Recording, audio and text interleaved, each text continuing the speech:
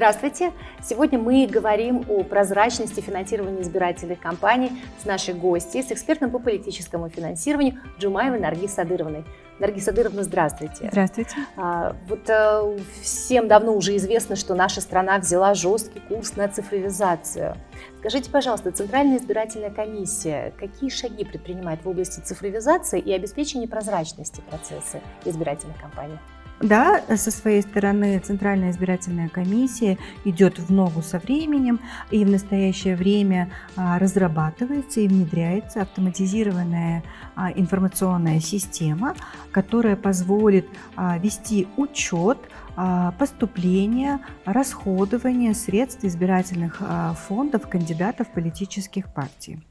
Но если немножечко подробнее о данной системе, то данная система будет состоять из двух компонентов, то есть это автоматизированная система по планированию сметы расходов на организацию и проведение выборов и референдумов в Кыргызской республике для всех уровней избирательной системы.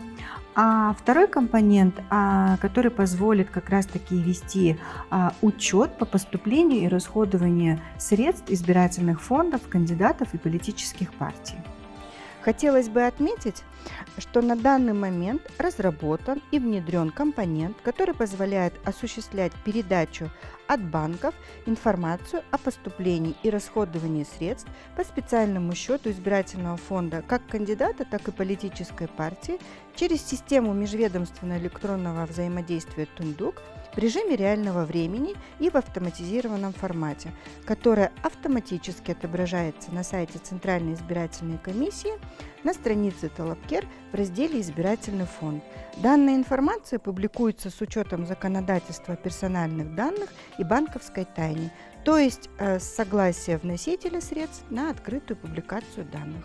Информацию по поступлениям и расходованиям средств избирательных фондов кандидатов политических партий каждый желающий гражданин может найти на официальном сайте Центральной избирательной комиссии. Для этого открыта страница Талапкер.